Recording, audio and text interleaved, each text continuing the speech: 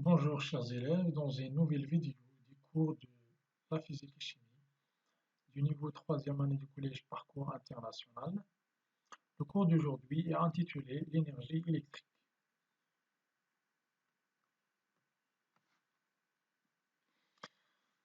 Tout d'abord, on va commencer par un petit rappel. Alors, on va commencer par la loi d'Ohm. Alors, la loi d'Ohm dit que la tension aux bornes d'un conducteur ohmique est égale au produit de sa résistance R et l'intensité du courant qui le traverse.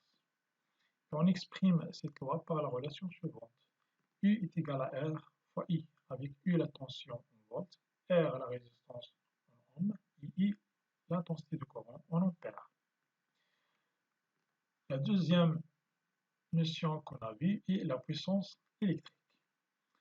Alors la définition dit que la puissance électrique est une grandeur physique qui exprime la performance d'un appareil électrique à faire sa fonction, qui peut être éclairage, chauffage, mouvement, ainsi de suite.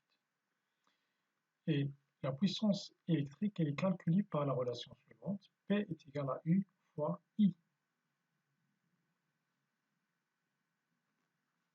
Et pour un appareil de chauffage, on peut utiliser une autre relation dans laquelle on introduit la résistance R. Et cette relation est P est égal à R fois I au carré, avec P la puissance de l'appareil, R la résistance en ohm, et I est l'intensité du courant qui traverse l'appareil.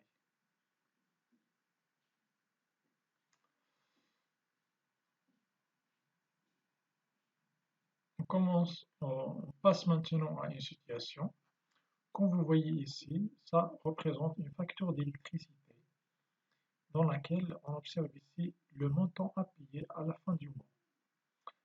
Alors, pour minimiser les frais de consommation de l'énergie électrique, le père de Ahmed a décidé de changer les lampes utilisées dans la maison et ne pas utiliser le four électrique plus d'une heure par jour et d'obliger les membres de sa famille à dormir plus tôt.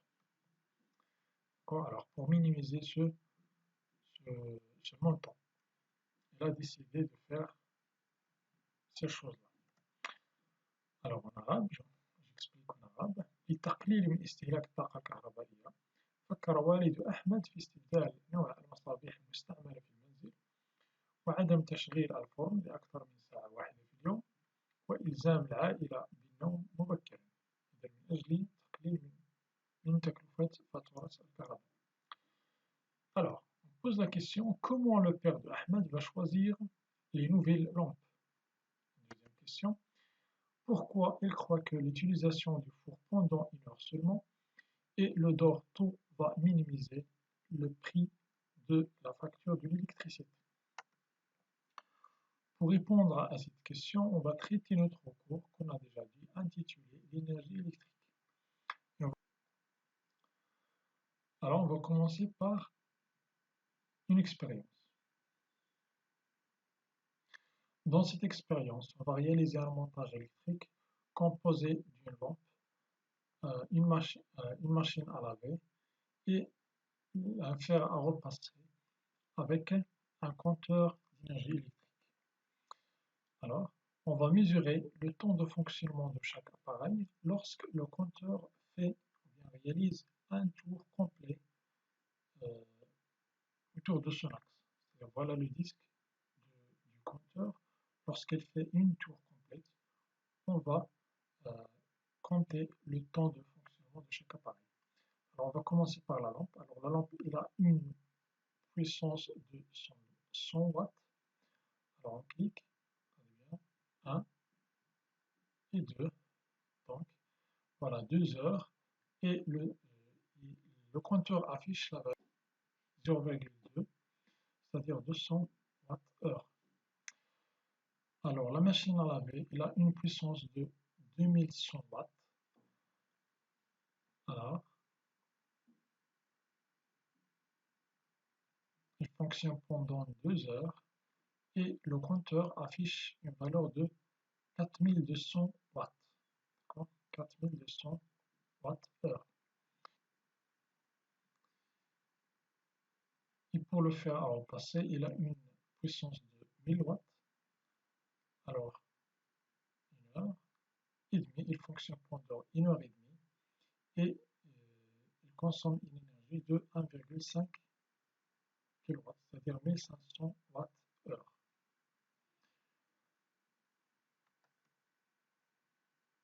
Alors, les résultats de cette expérience sont regroupés dans le tableau suivant. Alors, on a trois appareils, la lampe, la machine à laver et le fer à repasser. Alors, la durée de fonctionnement de chaque appareil, la puissance électrique de chaque appareil, le produit P fois T, c'est-à-dire la puissance fois le temps de fonctionnement, et la valeur indiquée par le compteur, E, c'est l'énergie, et enfin, on va comparer l'énergie indiquée par le compteur et le produit P fois T. Alors, pour la lampe, on a dit le temps de fonctionnement, c'est 2 heures, sa puissance est 100 watts. Alors, on trouve le produit P fois T est égal à 200 watts. Et là, le compteur indique la même valeur, 200 watts. Alors, si on compare E et P fois T, on trouve que E est égal à P fois T. Pour la machine à laver, elle fonctionne pendant 1 heure. Sa puissance est égale à 2100 watts. Et le produit P fois T est égal à 2100 watts. D'accord? Donc, et la valeur affichée par le compteur est égale à 2100 watts aussi. Alors ici, on compare E et P fois T, on trouve qu'ils sont égaux. Pour le fer à repasser, il fonctionne pendant 1h30. Sa puissance est égale à 1000 watts. Alors on trouve le produit est égal à 1500 watts. Et la valeur indiquée par le compteur est aussi 1500 watts. Et la comparaison de E et P fois T montre que E est égal à P fois T. Alors, d'après ce tableau, on trouve que pour tous les appareils, toujours on trouve que l'énergie consommée par l'appareil est égale à P fois T, c'est-à-dire sa puissance fois son temps de fonctionnement. Alors, on conclut donc que l'énergie électrique consommée par un appareil électrique est égale au produit de la puissance électrique de l'appareil, P fois la durée de fonctionnement, T. Alors, c'est ça la définition de l'énergie électrique. Alors, c'est une grandeur physique, son symbole est E, et son unité dans le système international est le joule. Son symbole est G majuscule. Alors, on exprime l'énergie électrique par la relation suivante. E est égal à P fois T. Avec E, l'énergie en joules, P est la puissance en watts, et T, le temps de fonctionnement en secondes. Maintenant, on passe à l'explication des unités de l'énergie électrique. Alors, on a dit l'unité de l'énergie dans le système international, c'est le joule. Alors, le joule, c'est quoi? Le joule est l'énergie électrique consommée par un appareil de puissance 1 watt lorsqu'elle fonctionne pendant une durée de 1 seconde. Alors, lorsqu'un appareil qui a 1 watt fonctionne pendant 1 seconde, il consomme une énergie qui est égale à 1 joule. Il y a une autre unité qui est usuelle. Alors, cette unité, c'est l'unité internationale. Et le watt-heure, c'est l'unité usuelle, c'est-à-dire qu'on utilise dans la vie quotidienne. Son symbole est WH. Alors, qu'est-ce qu'il exprime le watt-heure? Et l'énergie électrique consommée par un appareil de puissance 1 watt lorsqu'il fonctionne pendant une durée de 1 heure. Alors, lorsqu'un appareil fonctionne pendant 1 heure et qu'il y a une puissance en watts, il consomme une quantité d'énergie qui est égale à 1 watt-heure. Maintenant, quelle est la relation entre le watt-heure et le joule? Alors, on a 1 watt-heure est égal à 1 watt fois 1 heure. Donc, on remplace 1 heure par 3600 secondes. Donc, on trouve 1 watt-heure est égal à 3600 joules. Donc, c'est ça la relation entre le watt-heure et le joule. Maintenant, on passe à comment on peut calculer l'énergie électrique consommée par un appareil de chauffage. d'abord, on va définir un appareil de chauffage, c'est quoi? Alors, un appareil de chauffage, c'est un appareil électrique qui transforme l'énergie électrique en énergie thermique. Par exemple, le fer à repasser. Alors, si l'appareil fonctionne par un courant électrique alternatif, donc on a E est égal à P fois T. Alors, l'énergie est égale à sa puissance fois son temps de fonctionnement.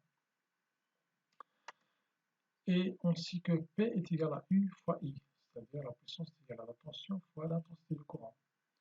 Alors on remplace P par sa valeur ici, et on trouve que E est égal à U fois I fois T. Avec E, c'est l'énergie consommée par l'appareil de chauffage en joules. U est la tension efficace, c'est-à-dire mesurée par le voltmètre, aux bornes de l'appareil en volts. I est l'intensité efficace qui traverse l'appareil en ampères, et T est le temps de fonctionnement en secondes.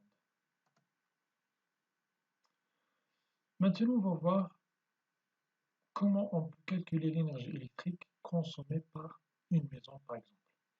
Alors, pour mesurer l'énergie totale consommée par une maison ou bien une installation électrique, on utilise un appareil qui s'appelle le compteur d'énergie électrique.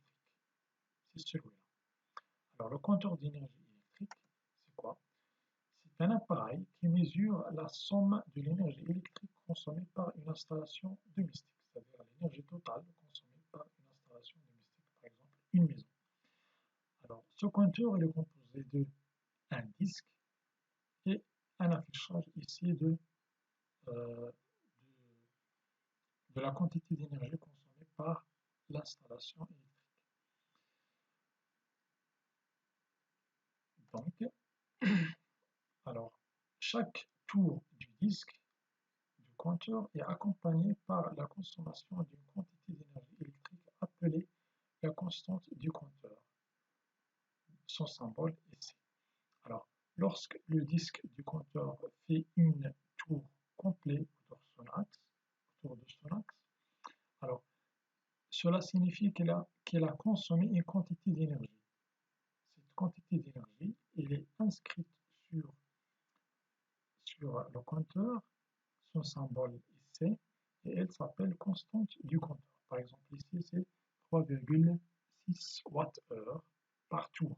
C'est-à-dire chaque tour, il est accompagné d'une consommation de 3,6 Wh, c'est-à-dire des quantités d'énergie électrique. Donc, pour une, pour, pour une installation domestique, l'énergie totale consommée est égale à quoi? Est égale à la constante du compteur fois le nombre de tours effectués par le compteur. Alors, donc E est égal à C fois N.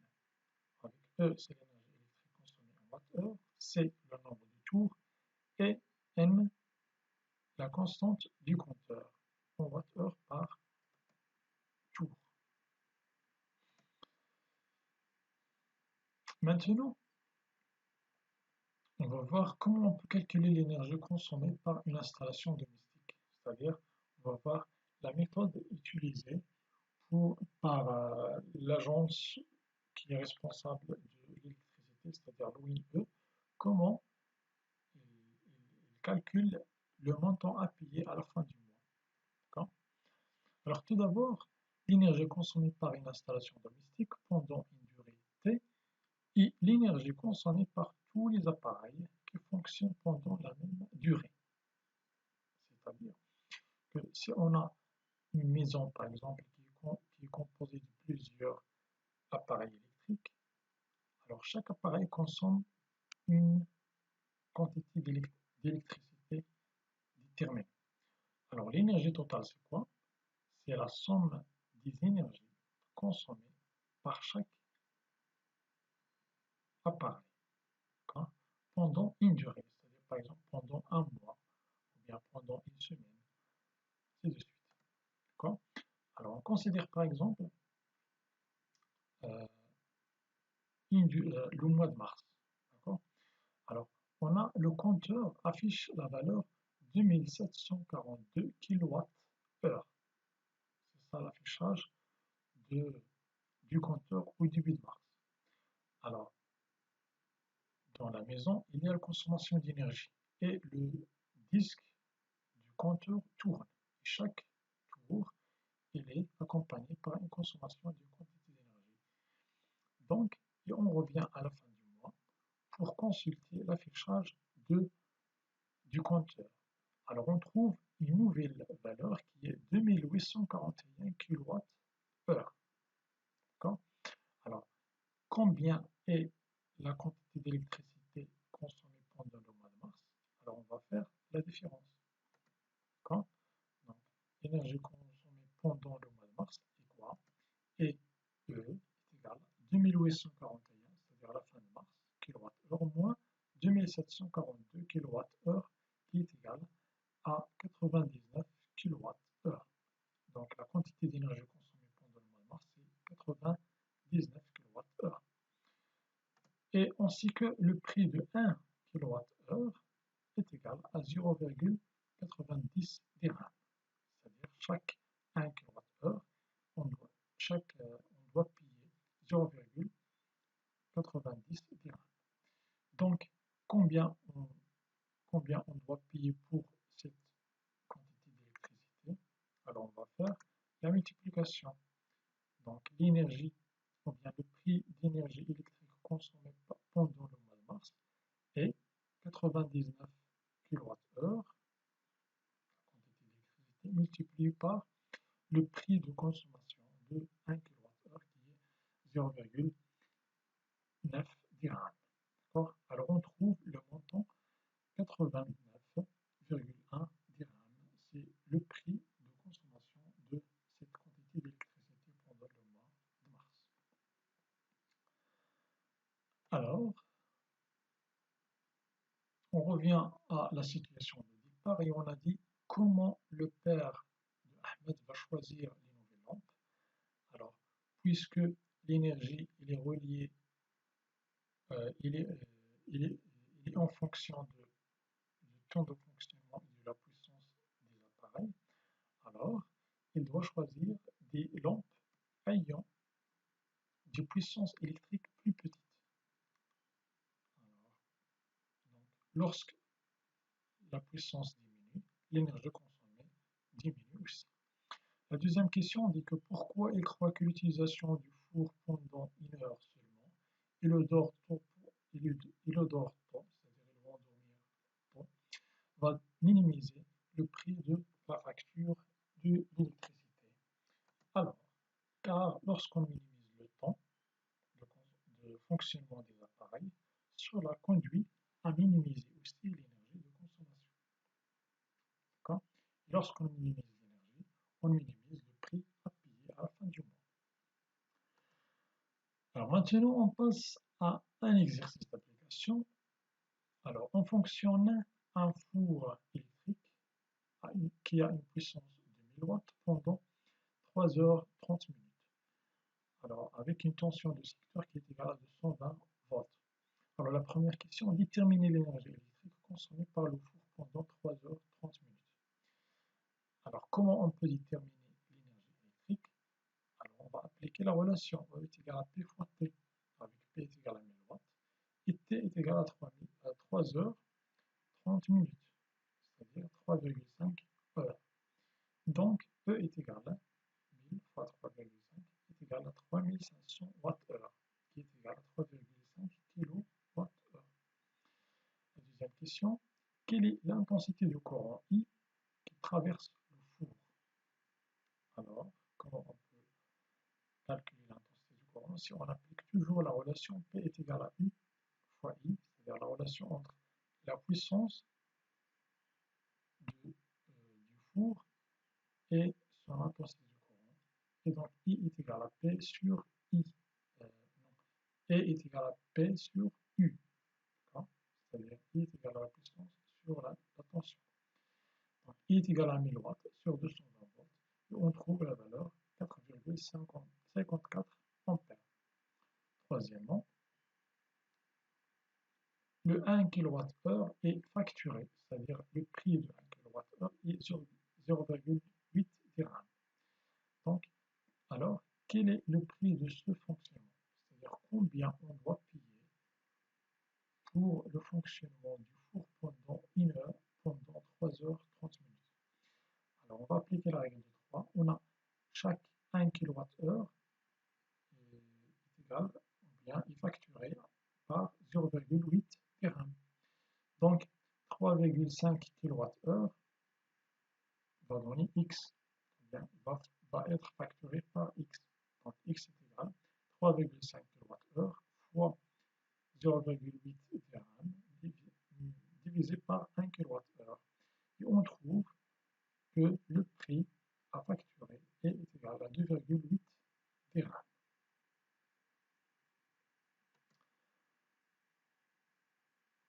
Et voilà, c'est la fin de ce cours. Merci pour votre attention et